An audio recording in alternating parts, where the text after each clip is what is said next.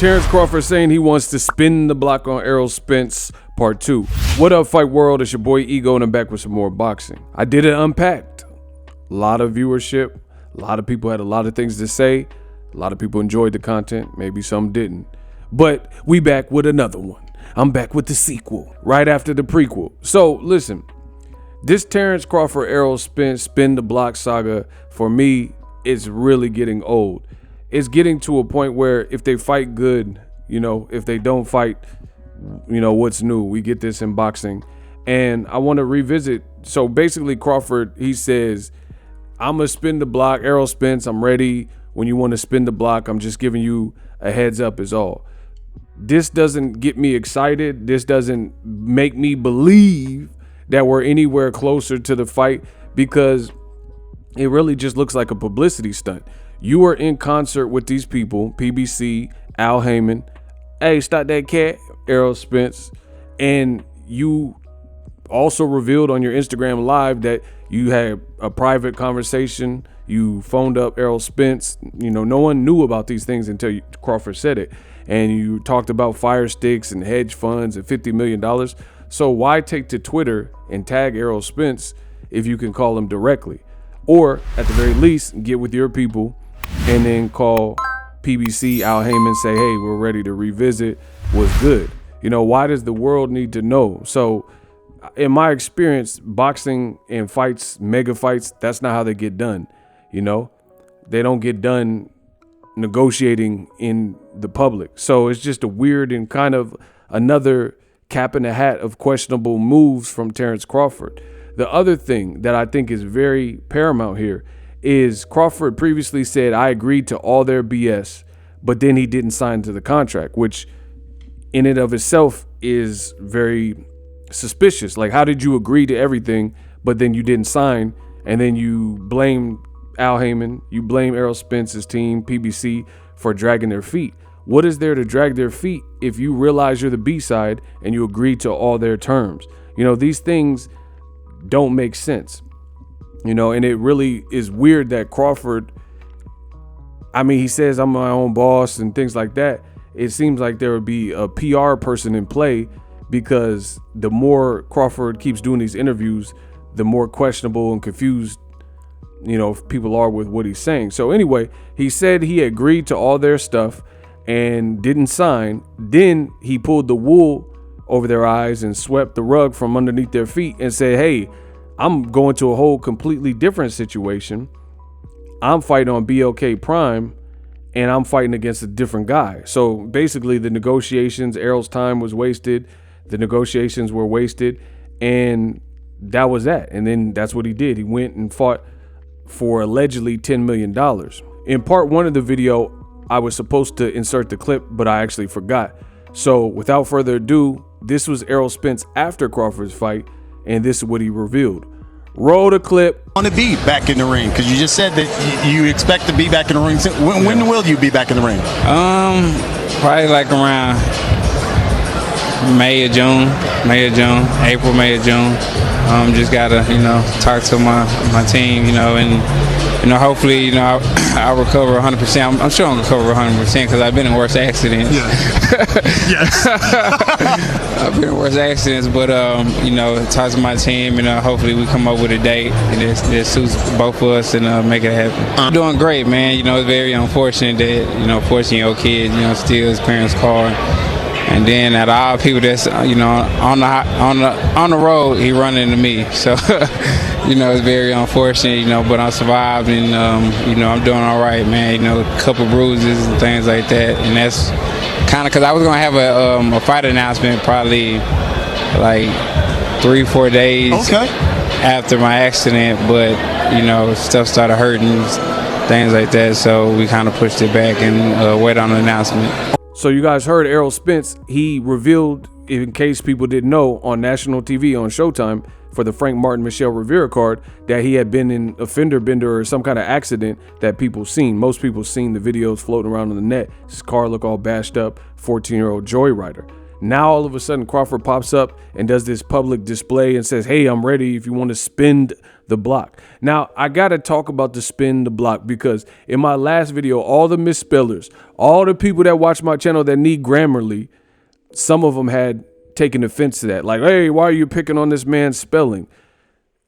I don't know how many times I got to say stuff. I know what I say because I'm there when I say it. There's a point. I'm not picking on. If he misspells something, that's on him. This is what he's putting out to the public. Don't blame Boxing Ego because of his grammatical errors. That's for starts. Second, the reason I'm saying this is because you also have the same individual, Terence Crawford, who's saying, I'm my own boss. I want to talk to Al directly. I cut out the middleman. I want to broker this deal, yada, yada, yada.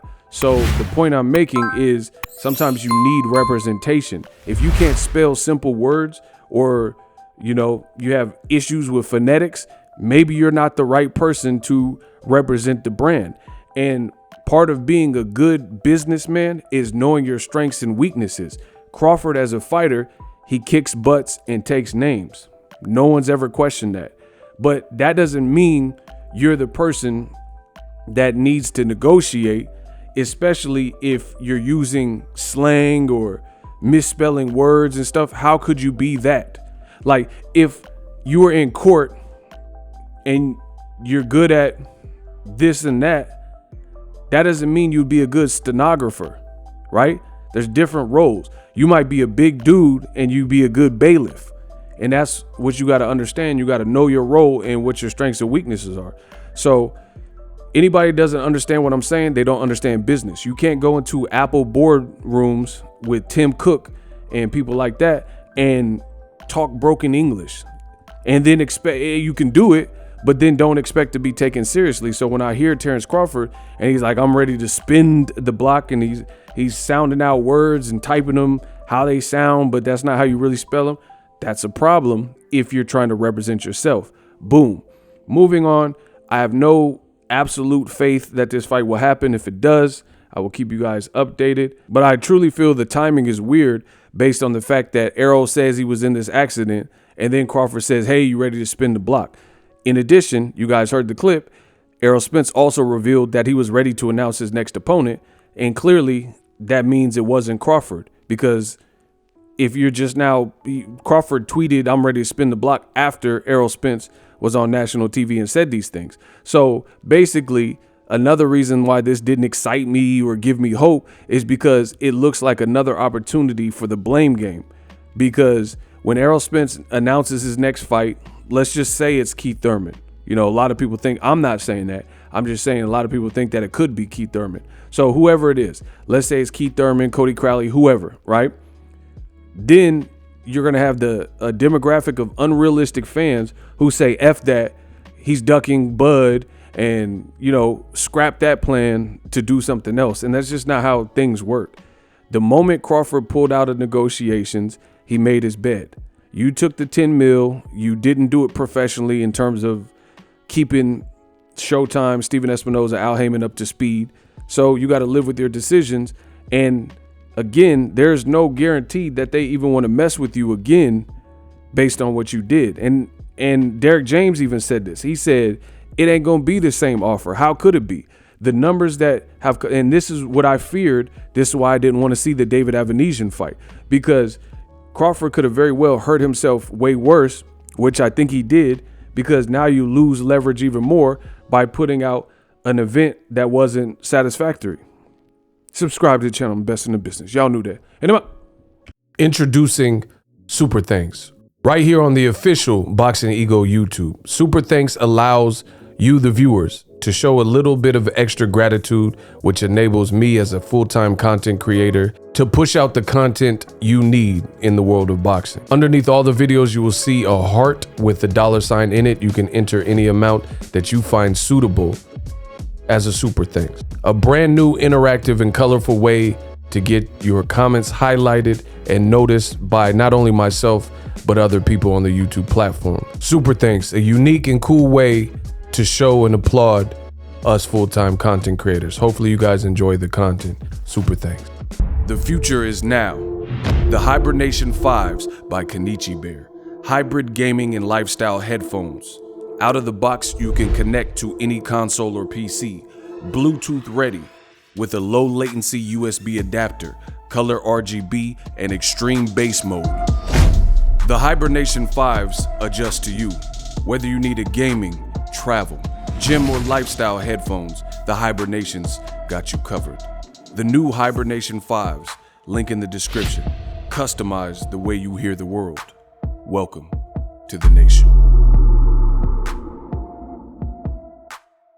Are you tired of your YouTube videos not getting any views? Well, consider TubeBuddy. I've used TubeBuddy for years to scale up my YouTube channel. Now we're sitting over 200,000 subscribers. TubeBuddy is a browser extension that offers a ton of built-in productivity and time-saving services to take your channel to the next level. Use my link in the description to get started with TubeBuddy and level up your channel faster. We working.